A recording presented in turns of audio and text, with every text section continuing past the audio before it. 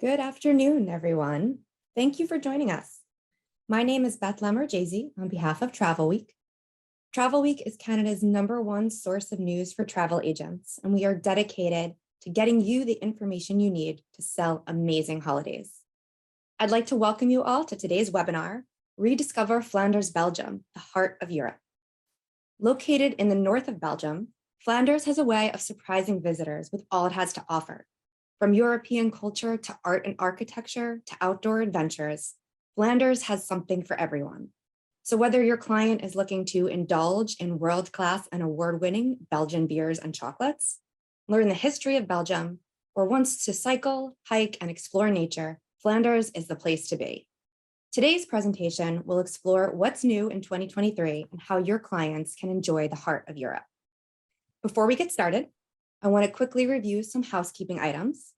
There will be time for Q&A at the end of the presentation, so please feel free to drop any questions and comments in the Q&A box at the bottom of your screen throughout the presentation, and we'll get to them at the end of the webinar. We also have a giveaway today, an assortment of amazing Belgian chocolates. To be entered in the drawing for that giveaway, you have to stay on until the end of the webinar, and you'll be emailed later on if you are indeed the winner. So keep an eye on your email for that notification. Today's presentation, we'll be hearing from Marco Frank, Trade and Partnerships Manager for Visit Flanders. Welcome, Marco. Hi, Beth. Good to be here. Great to have you. It's all yours. All right. Thanks so much for the introduction. Hello, everyone. Good morning or good afternoon, depending on where you're joining us. So I will turn off my camera now for this presentation so that we can focus on the slides.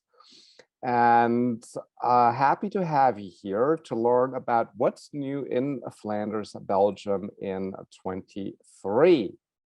So with further ado, I would say, let's just take a quick look at a video that tells you a little bit about the present or the destination, and gives you a quick snapshot overview of what Flanders is all about. So let me just adjust the audio settings here and then click. Here we go. This is Flanders, one of Europe's hidden gems. Well, obviously we've hidden it a little too well, because a lot of people can't seem to find it. But don't worry, we're here to help. Flanders is right here, in Belgium, between France and the Netherlands. Flanders is situated in the heart of Europe. Although it can be hard to find on a map, it's incredibly simple to get to. By plane, for example, through our biggest airport, the one in Brussels, called Brussels Airport. As Flanders is part of the Schengen area, you can get there from another European country without border checks. Easy, right? But do you know what's even easier? Staying in Flanders and discovering the region by train, bus, car, bike, horse, Segway? Nah, that just looks silly. This is better. All right. So the video did not stop. I just cut it here in a somewhat semi-professional manner, or not quite. I'm not this super video editor, so I just stopped it right here because it just went on a little bit too long, but it was just supposed to be a quick short overview. So let's just dive in a little bit more into the geography. So Flanders is the yellow part up here. Terms of size, about 2 times the size of the GTA, so the Greater Toronto Area. As you can see, not very big, but literally in the heart of Europe. 6 major cities in our destination: Brussels, Antwerp, Bruges, Ghent, Leuven, Mechelen. And I said the heart of Europe, and I literally mean it. If you look the neighboring towns just across the border, we got Cologne in Germany, we got Amsterdam in Holland, we got London in the UK, and we got Paris in France. All those cities are less than 2 hours away from Brussels. So it makes it very, very easy to come to our destination, combine us with the other European countries. Extremely easy. The shortest distance in terms of travel time, for example, is actually Paris. The train is only 1 hour and 22 minutes. So again, very easy to come to Flanders. What are the destination highlights? In the introduction, Beth already told you a little bit about it. I would quickly want to go through a quick refresher, and then we'll dive into all the new aspects. Of course, Flanders is the cradle of European art and heritage, where different generations left a footprint. Here, one example, the Grand Place in Brussels, which is UNESCO World Heritage. So magnificent architecture, but also fine arts, performing arts. It is really an art destination. Great destination for outstanding culinary, gastronomy, and beer experiences. Here, one example, a beer brewer adding hops to the beers, but also think about, of course, the great Belgian chocolates, the waffles, the fries, the mussels in Brussels. It's real like a foodie paradise, but also the high-end restaurants, the Michelin star-rated restaurants. We have one of the highest densities in all of the world, 1, 2, and 3-star rated Michelin-rated restaurants. On the last count, I believe we had 129 Michelin star rated restaurants. And the food remains relatively affordable. It will not break the bank. But also a great cycling destination for the outdoor enthusiasts of all skill and interest levels. For the hardcore cycling enthusiasts, like these people, they are professionals, but if you have any clients that are more the serious biking, great cycling trails, but also for the leisurely bike ride, just along the canals or in the city. And then last but not least, also a quick reminder that Flanders is, of course, the site of Flanders Fields, the historic World War I battle sites, between 1914 and 1918, we had, of course, the World War I. And of course, a lot of the sites are still present.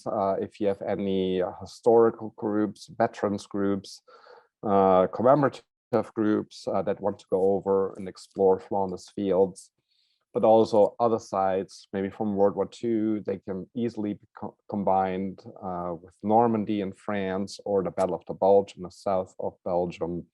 So it's right there in the heart of Europe. Now let's get on to today's topic and really dive into what's new this year and maybe in the years to come. Let's just stick a little bit with geography. And geography told us in the last years that really off the beaten path experiences are big. People wanted to come out of the cities, get away, and wanted to experience nature, different settings. And what really stands out in our destination are 3 areas: the coast, the Flemish Ardennes, and Limburg.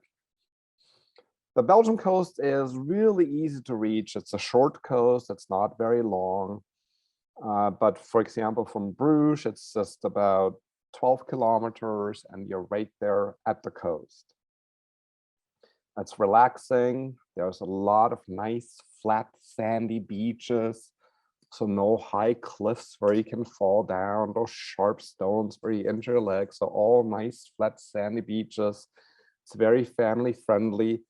So if somebody is still looking for the off the beaten path experience, that the Belgian coast is definitely a place to explore. Also, for example, the city of Ostend, and why the city of Ostend, I'll explain a little bit later, because it ties into something else. Or the Flemish Ardennes, which are in the south of the region. So it's really tranquil. You get the rolling hills. It's great for outdoor experiences, for cycling, for hiking, for nature experiences. There's great cycling trails going on, hiking trails. So you can really be out there in nature, connect with your inner self, connect with a totally different environment, get away from the hustle and bustle of the big city. It's a great way to experience the destination. And then last but not least, in terms of geography, nature, I also mentioned Limburg. The same that applies to the Ardennes actually also applies to Limburg.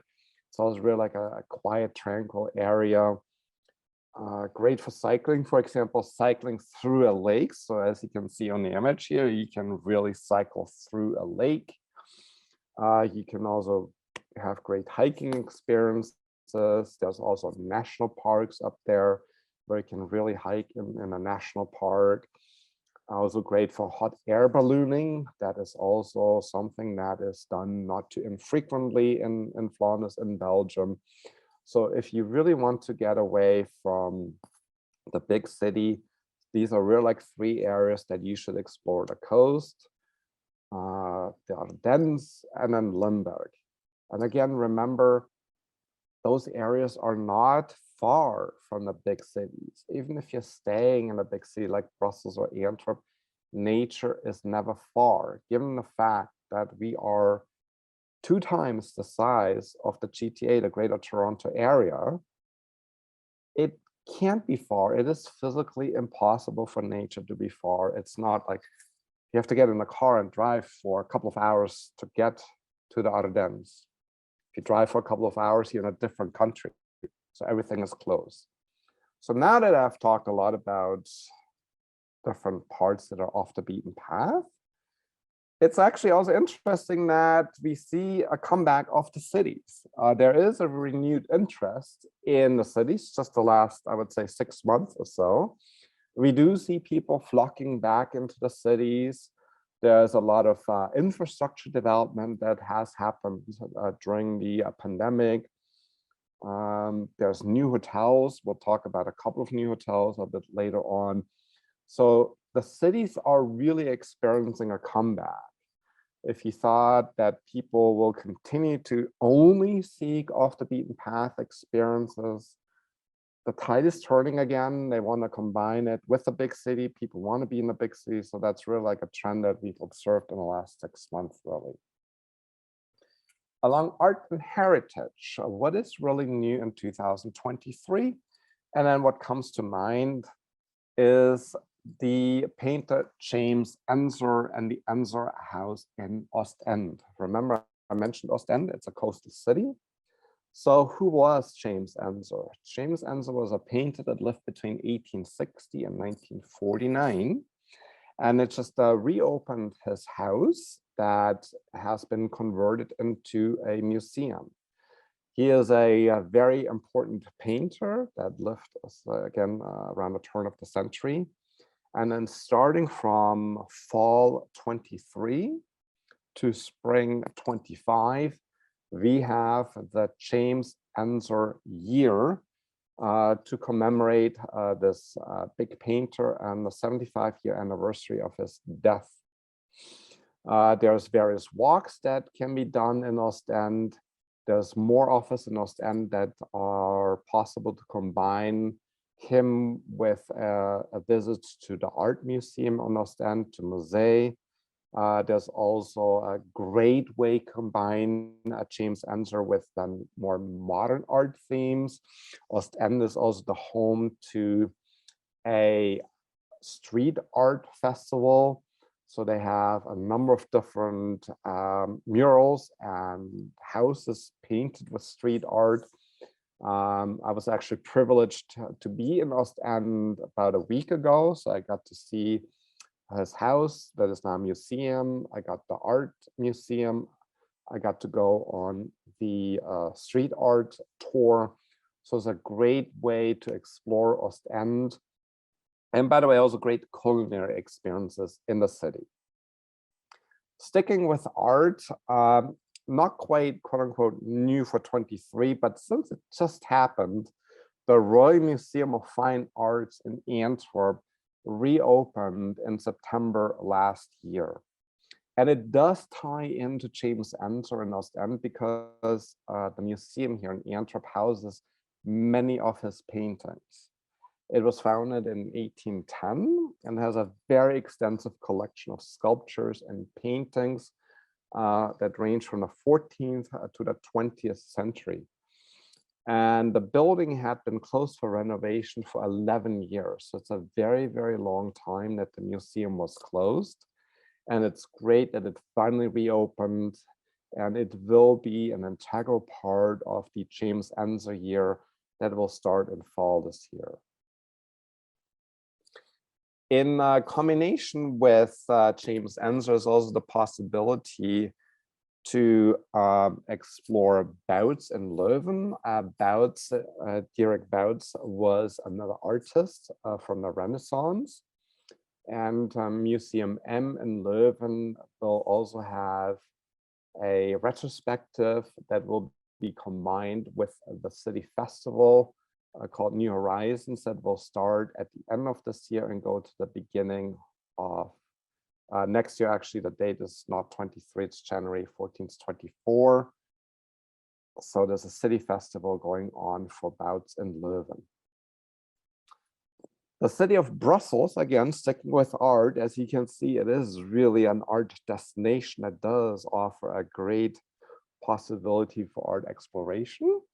The city of Brussels has an Art Nouveau year. So what is Art Nouveau? It's an architectural style from, again, the turn of the last century. For example, in the German language, you might know Art Nouveau as a Jugendstil. You might have heard that expression. Here's one example of an Art Nouveau building in Brussels, which is Old England, which is the Musical Instruments Museum. And on the occasion of the 130-year anniversary of the completion of the Tassel House, where Victor Horta was the very dominant architect and very influential in the Art Nouveau scene, Brussels is organizing the Art Nouveau Festival. There's a total of 114 different events going on this year. They range from a number of different exhibitions to new venues that are finally open and now accessible and can be visited, to guided tours and lectures about Art Nouveau. So for any traveler that is interested in exploring that, that's the place to be. Not really new this year, but again, it's a quick reminder or refresher because the COVID pandemic really hit the Ghent and St. Bavos Cathedral and the Ghent altarpiece. So the painting that you can see in the back is the Ghent altarpiece that was created by Jan van Eyck and is considered the first Northern Renaissance painting in the world.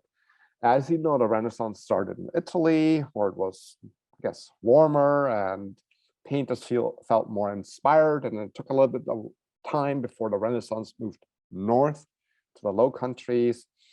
And this painting that was created by the Jan van Eyck brothers is considered to be the first Northern Renaissance painting. If it looks familiar, by the way, it might be because it was in a 2014 Hollywood movie, which is a true World War II story called The Monuments Man, where American GIs had to come into Nazi Germany, find a painting and bring it back to Belgium. So that is the painting. So the new museum in the cathedral has actually been open since March 2021. But as I said, COVID pandemic really overshadowed the reopening of this museum part in the cathedral. So not many people know about it. So I wanted to make sure it's included in this presentation. And there's also augmented reality experiences available where you can rent some goggles, put them on, and then dive into an augmented reality world and see how the painter actually created this magnificent, outstanding piece of art. Also, quote unquote, new, but again, a little bit overshadowed by the pandemic is the Fashion Museum, or MoMU, Mode Museum in Antwerp. Interestingly, it was closed also for renovation for a few years, and it reopened on September 4th, 21. And again, it reopened on October 8th, 2022. So what went on? Why did it have to reopen twice? Well, there was a little air conditioning issue. So in January 22, they had to close it again. bring the contractors in, fix the air conditioning, and then it reopened again in October last year. It was a very ambitious renovation. I guess that's why the air conditioning was a little bit more complicated than anticipated. And the museum is really focusing heavily on the artistic quality and creative mastery of contemporary fashion. And why is there a fashion museum in Antwerp? Well, because there's a fashion academy. And the Antwerp Fashion Academy is ranked number 3 in the world. So it's the 3rd best fashion academy in the world. And the Fashion Academy is actually part of the Academy of Fine Arts, which is over 450 years old. A very famous Dutch painter actually learned how to paint at this academy. It's actually Vincent van Gogh. So if you've heard of Van Gogh, very famous Dutch painter, well, he learned how to paint in Antwerp. So I guess we'll take credit for that. Now moving on, castles and gardens. That's also somewhat new for this year and the years to come. So what's up with that? So castles and gardens is for us a new product line, a new promotional item or promotional theme that we have not promoted in the past. And now going forward in the next few years, we will put a lot of more emphasis on our castles that we have in a destination. So if you look at all of Belgium, there's about 3,000 castles. It's a huge number. So far, we've always let other countries in Europe take the spotlight when it comes to castles. But we will develop this product line going forward. There's some great venues out there, even some hotels and castles. So just keep an eye open for this to be communicated more in the next 2 or 3 years. So moving on to culinary, what's new in 23 on the culinary side? Well, it's a lot of beer news, beer experiences. Belgian Beer World will open on July 1st. It's in Brussels and in the former stock exchange. The stock exchange building is a magnificent building that closed down a few years ago because all the stock trading went online and then the building was no longer needed. So what do we do in Belgium with buildings that we don't need anymore? Well, we'll convert them into a beer museum because we definitely need more beer museums because a lot of beer in Belgium. There's also a new interactive Grimbergen experience in the unique surroundings of the famous Grimbergen Abbey. And Grimbergen is just on the outside of Brussels, so they bring new beers. You can go on an interactive tour. And the other thing that is new for this year is the Belgian Beer Week that will happen between August 21st and August 27th. So there will be a lot of activities going on in Belgium focused on beer and actually precedes the Brussels Beer Weekend, which is September 1st to 3rd. So I guess, again, talking about beer, a beer weekend was just not enough because there's just so much beer to promote and drink. So we just added on a whole week of beer the week before, basically. Cycling. So it's new in the world of cycling. So we have a number of new cycling routes, the iconic cycling routes. As you can see, there's a number of new routes. There's new coastal routes that replace previous routes. They're all interconnected to the European route system. There is actually 2,500 kilometers of new cycling routes. They're all signposted. Here's just one example, the Art Cities route or Kunststätten route in Dutch. So they're all thematic. As said, the coastal route goes along the coast. Moose route goes along the border to Germany and the Netherlands. There's also a World War I route. So as you can see, different routes that you can do and explore the best of Flanders. And that's why they were really created to really combine the best of Flanders. So let's look at a quick video and learn about the iconic cycling routes.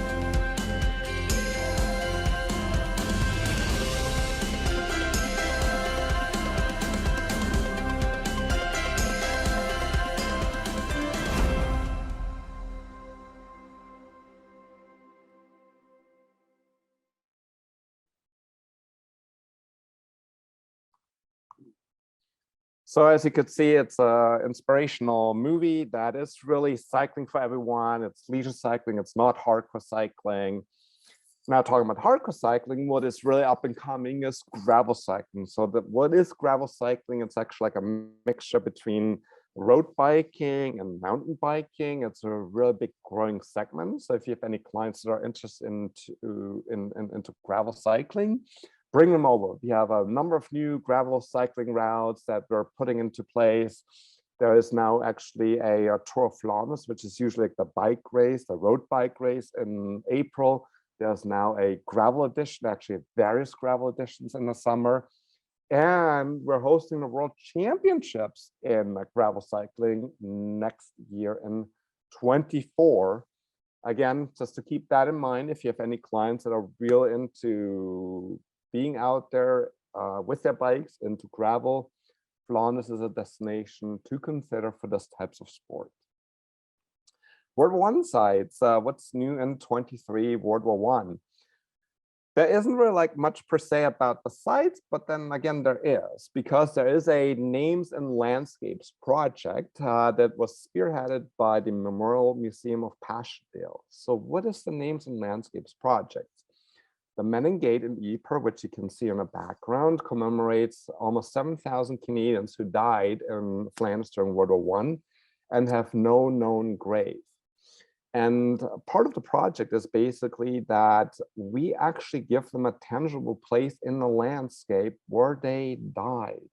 So they created a geoportal based on number of documents, historic documents of the Commonwealth War Commission, the War Museum in Ottawa, to really trying to find out where all those 7,000 Canadians really died in Flanders fields, to give them a name in the landscapes. In addition to that, they also created 5 walking loops through the Canadian battlefields. They're not too long. They range from about 5 kilometers to a little bit more than 8 kilometers in length. Other updates, new hotels. I mentioned new hotels. Everywhere where you look in Flanders, there's new hotels in Antwerp, in Brussels, in Bruges, and Mechelen. A lot of planned activities. The pandemic did not really slow it down. Often they're in historic buildings, like where we saw the entrance on the previous slide, the Botanic Sanctuary, which is in a former cloister monastery. It's a 5-star property now. And they're also often paired with lifestyle experiences. So it's really about the culinary experience, a rejuvenation of body, mind, soul, of spa treatments. So if you're looking for that specially unique hotel, we have a tons of new hotels that came online in the last 2 years. Talking about future of tourism, again, it's almost benign now to mention, yes, we are open. There are really no more travel restrictions to come. If somebody still wants to check out any COVID, was there COVID? Yeah, I think there was. Updates, yes, there's still a couple of references that are available, but yes, we are open.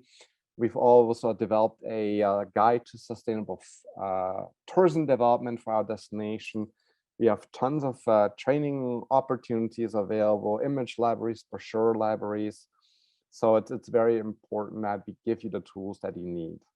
So thank you very much for listening to me, attending this webinar, and I think we can now open this to questions and answers. Thank you so much, Marco. That was great information. Flanders sounds like an amazing place to visit. And I know we have several questions here from our travel agents. Before we get into it, there was a question about whether this presentation will be available after it's over. It is available immediately on Facebook, and you can also find it on Travel Week's Learning Center and YouTube channel. So I hope that you'll be able to find it and pass it along to whoever you feel might be interested. And if not, I can always send it out. Great. Wonderful. Thank you. Okay, so let's dive into some questions. We have a question here from Celine. She's asking if Flanders has their own flag, separate government and parliament, or if it's all under one main constitution. Oh, let's talk politics now. So yes, there is a separate Flanders flag. There's a separate government. There's a separate parliament. And I guess you could almost compare it, to any Canadian province or a US state. So yes, there's a lot of state autonomy. Great. And yes, we do have a lot of our own things. Fantastic. Great.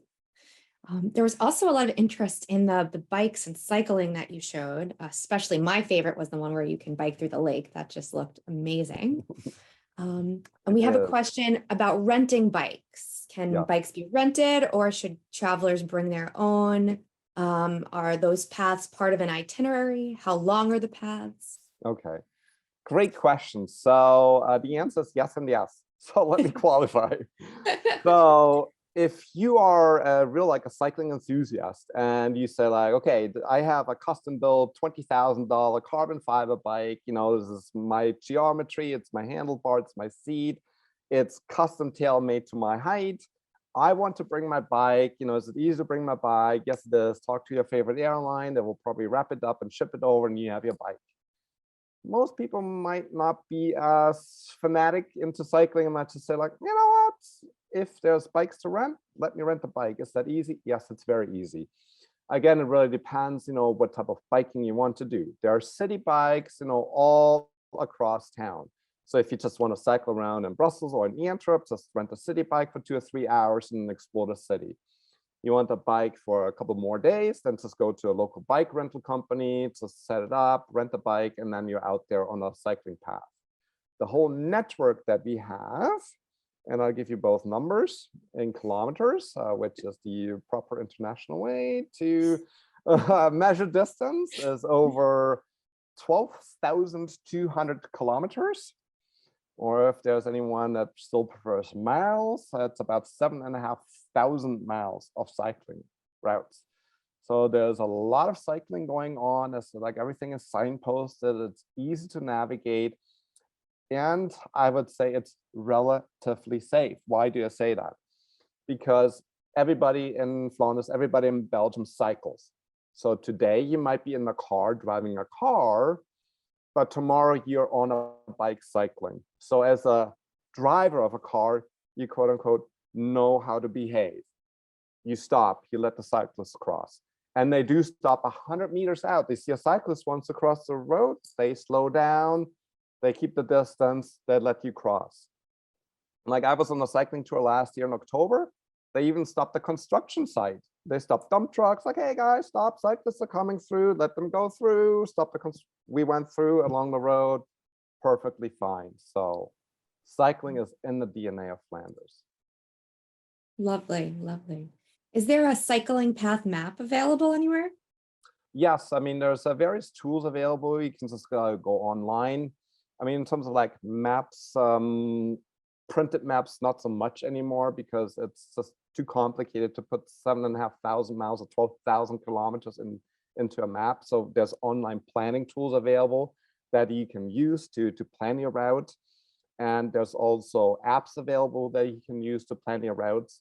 And the beautiful thing is, because it's all based on a numbering system, all you need to do is map your route and then have a little cheat sheet where you write down the numbers. So I'm on route 12, 17, 25, and 39. And there's all the four numbers that you need to remember. Then just follow the numbers. Remember like painting by number. We do cycling by number. Very easy. So you'll need to remember, okay, in Ghent, it's like Main Street and then third left on that, and then on Bruges Street, I need to turn, forget about it. Just follow the numbers, easy. Sounds easy, great. Let's see, next question. Lynn is asking, how long should one stay in Flanders to see and do all these wonderful things? Difficult question, ideally forever. But realistically speaking, I would say minimum 3 days. If you can stay longer, stay 5. I guess it depends on your level of interest. What is it that resonates with you? Are you only coming for the art? Then, you might not be interested in the food. You might not be interested in cycling. Then maybe you have a short itinerary. Are you interested in art and culinary and beer and cycling and World War I? Then maybe 10 days is not enough. So it really depends, how much time you have. And also every city is different. It's not like, yeah, I've been to Ghent, so I've seen all of Flanders because everything else is like Ghent. No, Bruges is different, Mechelen is different, Antwerp is different, Brussels is different. They all have different vibes, different experiences. Makes sense. Right. We have another question here from Celine. Does the region have a train or bus pass for families and children? And if so, how would they get information on that? There are some bus passes available, but I think in terms of the way they're actually designed is probably more for the domestic population. But I can definitely do a little bit more research in terms of like for tourists, if they're anything suitable. But let me just take a note and then get back to you. Thank you so much. And by the way, also like the easiest way to travel around is actually by train. The train network is extensive. It's very easy to jump on a train. And you can even do like quote unquote like crazy things like stay in Brussels and go for dinner in London. If that's what you want, and then take a train back to Brussels. It can be done. It has been done before. Again, because you are in the heart of Europe. Beautiful. That actually leads us right into Matilda's question. Should trains be booked ahead of time? Not necessarily. I mean, I always compare in terms of the frequency, trains like riding the New York City subway. Because not in terms of ride quality, there's definitely a difference, but in terms of frequency, train runs all the time. You just go to the train station, you buy your ticket, you're good to go. You missed the train. Oh, I should have been here 5 minutes earlier, just missed my train. Oh, there's another train in 10 minutes. Not a problem. They run frequently. Fantastic. All right, moving along here. Can the Royal Palace be visited? Not really, no. The king is a shy person and does not like visitors in the royal palace. Okay. And how about the Enzer Museum? Is that open today? Today, let me check. Right now, it's probably 8:30 in Belgium. I think it's closed by now. But was it open earlier today? Yes, because I was just there last week, and yes, it is open. I can confirm that. I saw it with my own 2 eyes and 2 hands, and yes, it's open. Fantastic. So Marco, you had mentioned some augmented reality in the presentation. Could you just go into what augmented reality means, please? So it's basically that you have like a headset and some goggles, and you then basically dive into the experience, like a virtual experience, the way, for example, it was back then. And then you look at like a room and so on, and you see it, of course, like the way it is now. But then different elements that are no longer present from the past will augment the actual reality. It will supplement the reality here. Because as we know, over the turn of several centuries, not everything survives. So there's missing pieces, missing elements. The painter is no longer there that painted the painting, but we can actually bring him back because he is now a creation of zeros and ones, and we can create him digitally and then put him back next to the painting and make it look like he is actually creating the artwork again. So there's different types of, virtual augmented reality experiences that are really popping now up in the art world, so that we can actually make the art from yesteryear, so to speak, because again, it's old, it's 500, 600, 700 years old, and then bring it into present time and make it more touchable, I would say, and experience it better versus just looking at an old painting and then trying to figure out the context and how was that it might have been created, but then the augmented reality can actually tell the story much, much better. Fantastic. Thank you for that explanation. We have a couple questions about Beer Week. Okay. So Linda is asking, is Beer Week the same week each year? Yes and no. We will see. And then I say we will see because that idea is only 2 years old. It was born out of the pandemic. Because again, when Belgians are locked up and they don't know what to do, they think about beer. So, well, we have the Brussels Beer Weekend, but it's just like 2-3 days enough. Like, no, it's not.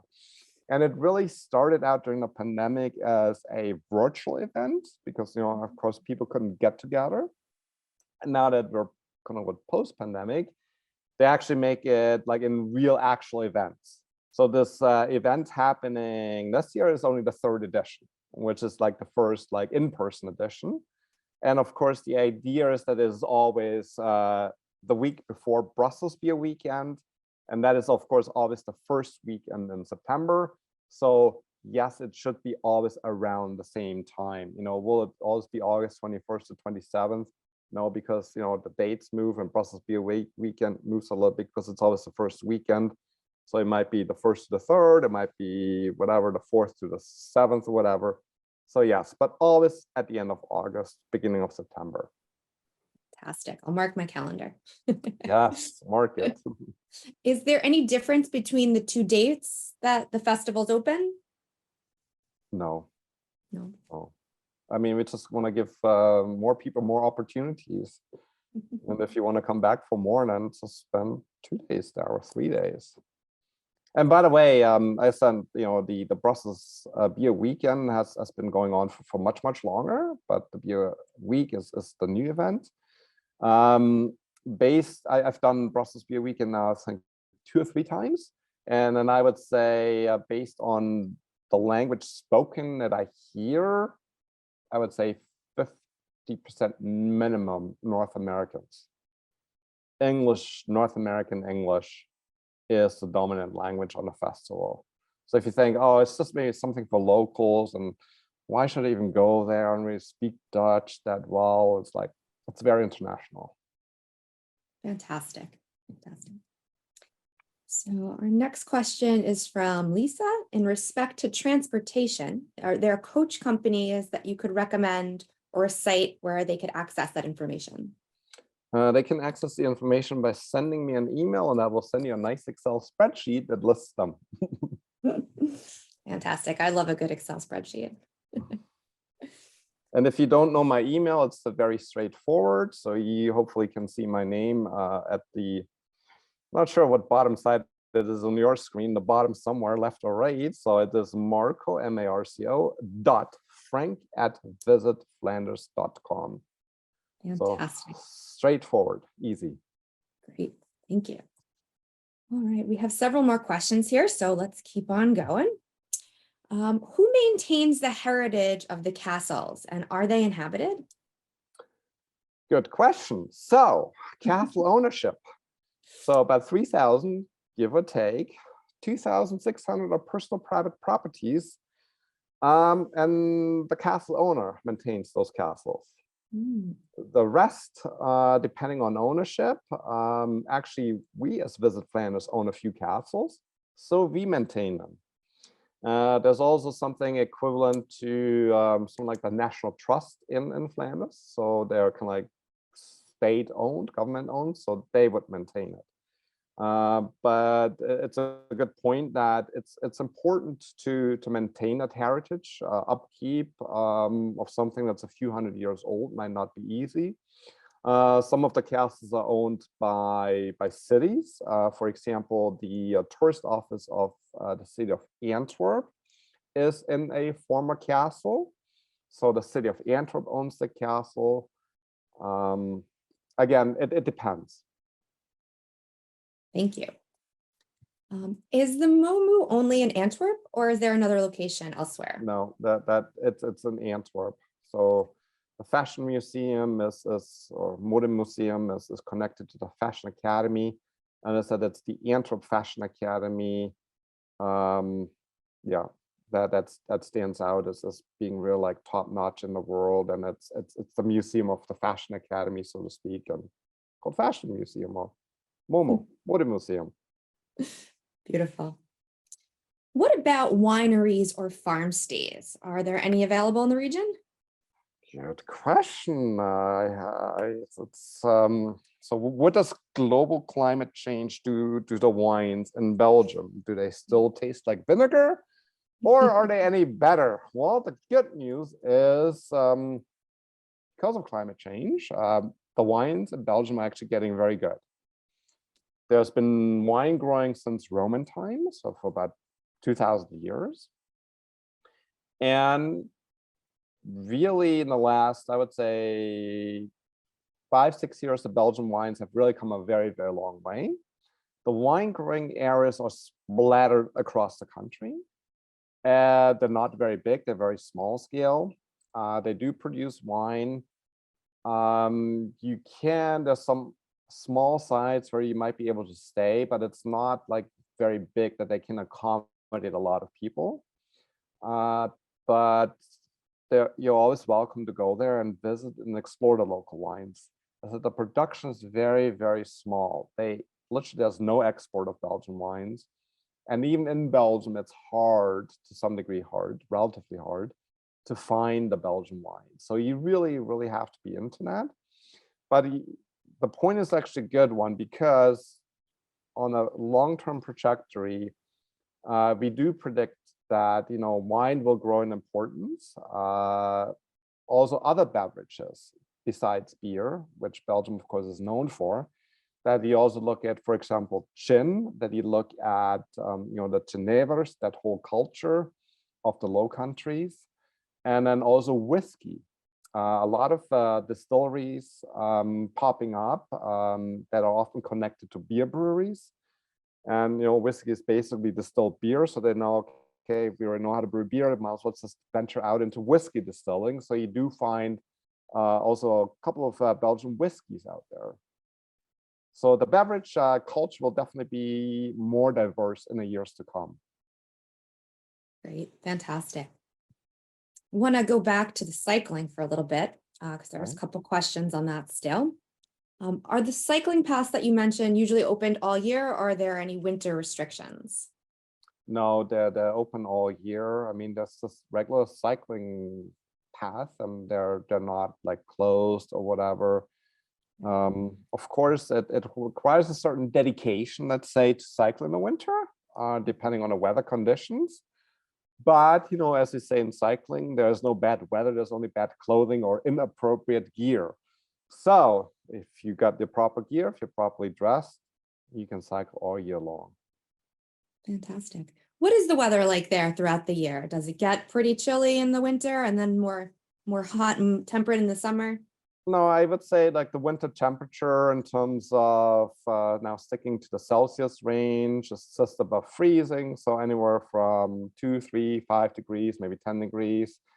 In the winter, I mean, every now and then it does snow a little bit. It usually doesn't stick much, maybe for a day. So you got a little bit of white powdery coating on the winter landscapes, but it's not like, okay, there's half a meter of snow or so and you got to dig out. It does not happen. Summers tend to be a little bit more moderate coastal climates. So typically it was, traditionally more like the mid-20s, I would say. But the last few years, we've also seen temperatures ranging into like the low 30s. So, 32 degrees Celsius. An important we're talking about Celsius, not Fahrenheit, the way it's supposed to be measured. And again, that climate change also, is impacting the wine growing. And then again, in this respect, on a positive side, that the wines are getting better. And by the way, also champagne, although we cannot call it champagne, so it's sparkling wine. Because an interesting side fact is the Champagne Valley in France technically does extend into Belgium. It's kind of like the same valley, it's the same soil. And technically the French side is now getting a little bit too much sun, which is getting the right amount of sun. And so at least on paper, we should be able to produce a better sparkling wine, a better champagne. Just can't call it champagne, but yes, it's pretty good. Fantastic. Lynn is asking if there are any camping facilities for people traveling on bicycle. Yes, I mean, there's a ton of camping sites out there. Our number one guests that are into camping are our dear friends from the north.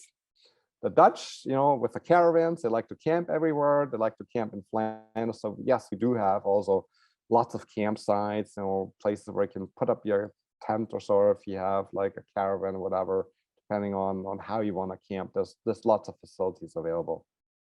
Great, fantastic. And Marco, do you find that experience tours are growing more each year and the interest has increased? I would definitely say so, because I mean, when you really think about, why you travel, it's not just, quickly to rush through and just eat some fries and then rush on to the next city. It's really about experiencing and then engaging with the destination and engaging with what we have to offer, really connecting with the place, connecting with the people, behind the scene tour, connecting with the beer brewers, connecting with the chefs. It's really, I think, what we're all about. And also something that we as a tourist office want to focus on going forward. It's not just about the numbers, and also honestly, as a measurement, numbers are less important for us going forward. It's more about the quality of the experience that you or your guests have versus just sheer numbers and like bring them in quick and turn around. That's no longer that important. Fantastic. What about cruising to Belgium? Are there any main cities that travelers will be able to cruise to? So the bigger cruise ports tend to be Antwerp. Antwerp also has the second largest seaport in Europe after Rotterdam. So Antwerp port is really big. And there are some cruises that also go to Zeebrugge, which is basically the seaport of Bruges. Because Zeebrugge in Dutch basically just means sea, Bruges, the sea Bruges. It's technically, from an administrative point of view, the same city. Zeebrugge and Bruges is the same city. It's the port of Bruges, basically. So those are the two cities where they're bigger, but not the gigantic 10,000 passenger cruise lines or so. I mean, not that there's many 10,000 passenger ships out there, but you know what I mean, like the big ones, more like the medium-sized cruises that go there. Yes. So Celine has mentioned that in Canada, they used to have restrictions on rail travel where you couldn't book until 3 months prior or only 1 year in advance. Do you know if there's any restrictions like that in Belgium? I'm sure there's some restrictions. I mean, if you want to take it to the extreme, I don't think you can book a ticket 2 years in advance. Other than that, it's just, I mean, you can book a ticket last minute if you want to. You can go online. You can use it's just like a web browser. You can use an app. You can buy it at a kiosk. And I think they can be booked like a year in advance. But if you really want to go long-term out, the question is like, why? Because the trains are really easily available. They're not like sold out in advance. I mean, it's easy to book a ticket. I said in terms of the frequency, I really compare it to the New York City subway. You know, it's just hop on a train, go, oh, I just missed my train. Oh, well, there's another one in 5 minutes. Not a problem. Great, thank you. Of course, it's maybe a slightly a different question. Like say, like if you want to book the Eurostar going to Paris or Amsterdam or London, then yes, I mean, you might want to really like book a little bit more in advance because of the pricing structure. Because if you have a little bit of a better planning window, more time, then you get better rates. You can book like saver prices, saver tickets versus booking last minute. It's a little bit similar to airline pricing, what Eurostar does. Fantastic, thank you. For somebody in Montreal, do you know where the closest tourism bureau would be? Sure. Me. In terms of New York City, the North America office, covering all of Canada and all of the United States. There's only one. Again, we're a small country, so unfortunately we can only afford one tourism office in North America. So that's us here in New York. So just south of Montreal, but depending on, you know, what you need, we're here to support you, help you. Just a phone call away, an email away. And I will be in Montreal in September, so maybe we can meet up and answer or clarify any questions in person. Great, great. And last question from Celine. She says, Marco, are you a local guide? No, I'm not. No, not really. No. Um, Sorry. you know so much that if you ever needed a second career, I bet you could be a local guide. I could be. I mean, I have many offers for second career choices, so I guess it's I have to think about it. Well, that's great. Marco, thank you so much for your time today. Thank you for all of the great information. I want to remind all our travel agents that you can find this presentation immediately on Facebook and also on Travel Week's YouTube and Learning Center. Just a reminder that if you are still with us, you are eligible for the Belgian chocolate giveaway. So keep an eye on your emails to see if you are the lucky winner. Here at Travel Week, we are committed to bringing you the news and information you need to sell amazing holidays. We hope you'll join us for another one of our upcoming webinars. Marco Frank with Visit Flanders, thank you so much for your time today and for the information. And travel agents, thank you. And I hope you all have a wonderful rest of your day. Thanks, everyone, and enjoy the rest of your afternoon. And reach out to me, please, marco.frank@visitflanders.com. Be happy to hear from you and help you and assist you with your client needs. Thanks.